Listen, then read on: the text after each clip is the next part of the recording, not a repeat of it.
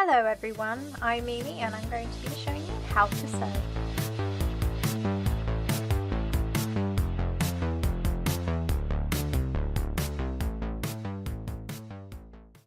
Sewing is a great skill to have, even for something as simple as repairing a ripped seam to replacing a button that's fallen off. It really is a wonderful skill to have that makes your everyday life that little bit easier. It's also a wonderful pastime to have and really helps you expand your creativity. You can even start building a career around it if that's exactly what you want to do. And on this channel, that's exactly what I'm going to be showing you how to do, starting from the very basics to the point where you'll be able to create your very own designs and be your own pattern cutter. So, let's begin. So to start off with, I'm going to be talking about the most basic kind of fabric, and that is weave. So here's a weave fabric, and it's probably the most complicated fabric, I would say, when it comes to cutting things out. Pretty much all the basics are based around it.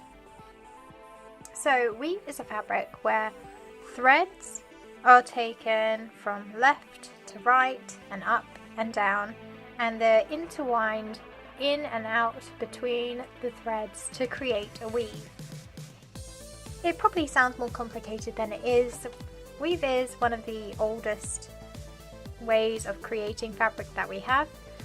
Not the oldest, I'll get to that one in a minute, but definitely one of the oldest and a very versatile one at that. For many years it was the reigning queen of fabrics. Here is a diagram of a weave fabric. Now it may look a little overwhelming at first, but I'll explain it. So to begin with, I'm going to talk about the selvage. Now the selvage is the side that is the easiest to identify because it is the side that does not fray. Now this side of the selvage has been cut off to make a sample, but this side is still intact, and I've used pinking shears to try and prevent fraying on the sample, which creates this zigzaggy effect right along the top here. So if you ever want to use pinking shears for fabrics, it gives it a professional finish, and like I said, it prevents fraying. It's always a great thing to use, or some people even prefer to use pinking shears instead of actually doing an overlock or a zigzag seam, so that's always something to consider as well. Pinking shears are quite useful if you want to just make it sort of tiny personal projects. So here is the selvage.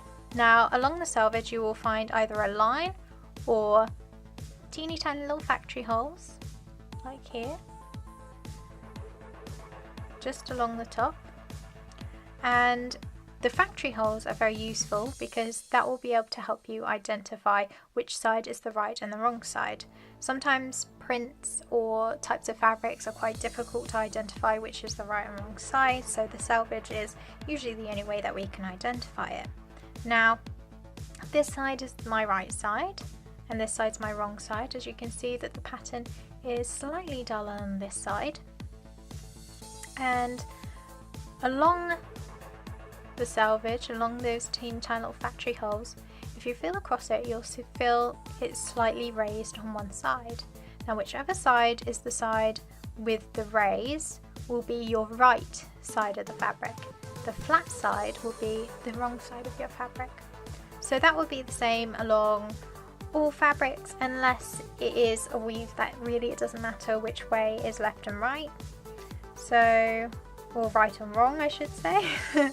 But that will explain which side is your right and wrong side. Now, from the selvage you'll be able to find your warp and your weft.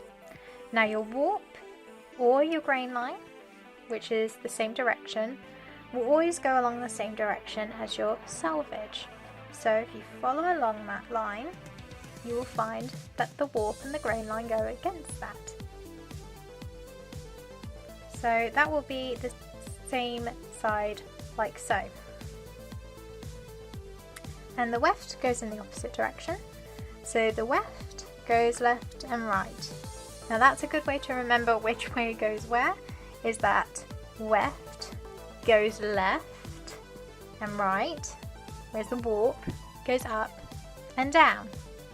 Remember, weft goes left, and warp goes up and down. That's always the way I've remembered it. It's probably the best way to remember it without getting confused.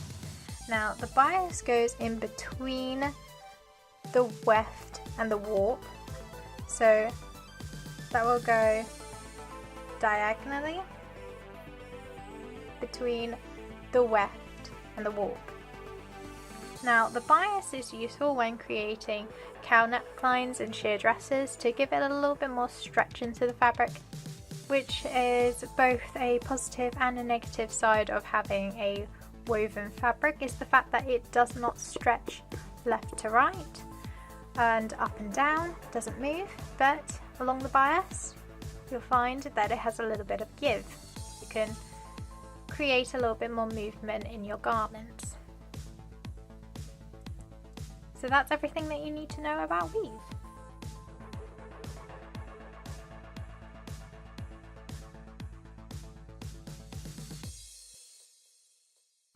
So the next fabric I'm going to be talking about is knitted fabrics.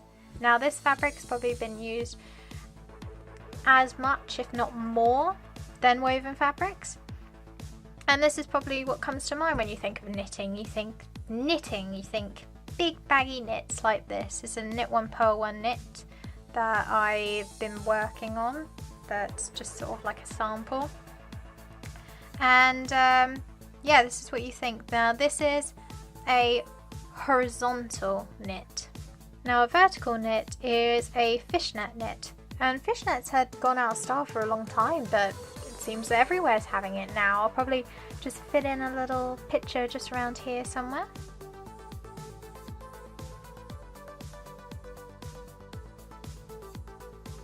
Now that is a vertical knit. Now the most used fabric is the horizontal knit, which is what I have here. Now you have different versions of knit.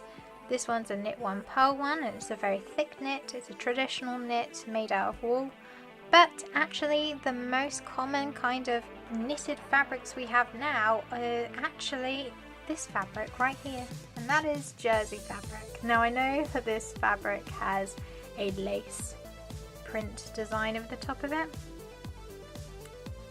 but it is in fact a jersey. Now jersey is knitted, and I think a lot of people don't realise that it is, but the way you can tell if something's jersey is literally just by pulling on it. If you find that kind of stretch in it, you'll find that it is jersey. And you see as well it curls up when you do that as well. Now this is again a horizontal knit, which is the same as your regular knitting type of technique. It's just in a very fine way that it has been done. I'll see whether I can see just there. You can see just where it's been knitted, like so. You can see just there the knit within the fabric. And jerseys are used in everything from dresses, you know, mostly commonly t-shirts, you know, it's swimwear, it's everything. Everything is pretty much made out of jersey fabric, or there's a style that's made of jersey fabric. Sometimes they're not as good quality and you can be deceived into thinking that you're buying a woven fabric, and when it arrives it's a jersey fabric, but it's used in pretty much everything. And yeah, it's very popular and it's very simple. You literally just have, you know, you have your horizontal and then your vertical, which is the side that doesn't stretch. So that would be this side. So all you need to know is which side it stretches, which is your horizontal side, which would be your weft. And then your warp obviously is the fishnet knit.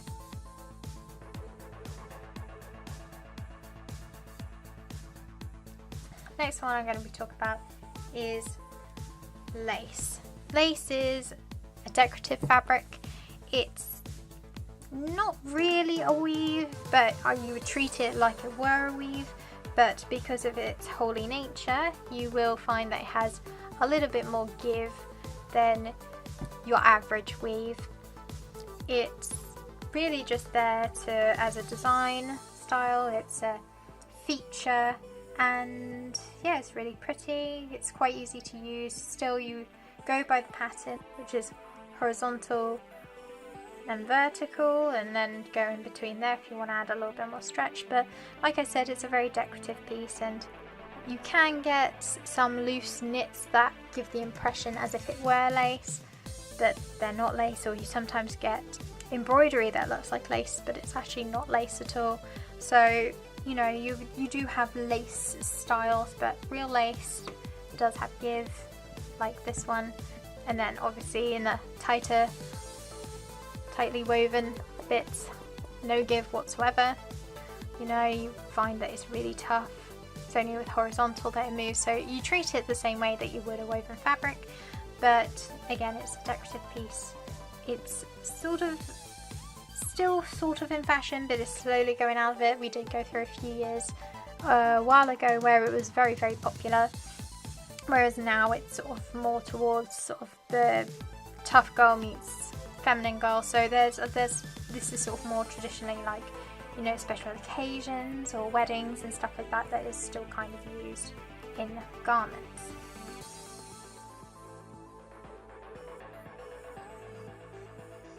Now the next fabric I'm going to be talking about is probably, I would say, the least popular fabric, just due to the nature of the fabric, but is also the oldest fabric to ever exist. So, you know, even if it's not something that you personally own anything of yourself, there's definitely some history behind it, and that is felt. Felt is a fabric where fibres are bound together and they go in all kinds of different directions. There isn't any weaving, there isn't any knitting, there isn't any threads. It is loose fibres bound together to create this sort of thick, heavy kind of fabric. Today it's mostly used in millinery and hats, and sometimes in sort of craft and make projects, but it's not a very popular fabric to use in garments or anything else, just due to the nature of the fact that it can shrink or expand, or it can sort of begin to wear apart in places, and it's not a very functional fabric, and it's very tough. But it's sometimes used from students or certain designers to make a statement piece. If they wanted it like molded to the body or something like that, they will create the mold out of felt. But again, it's a very unversatile fabric. It's a very impractical fabric, other than for millinery and crafting.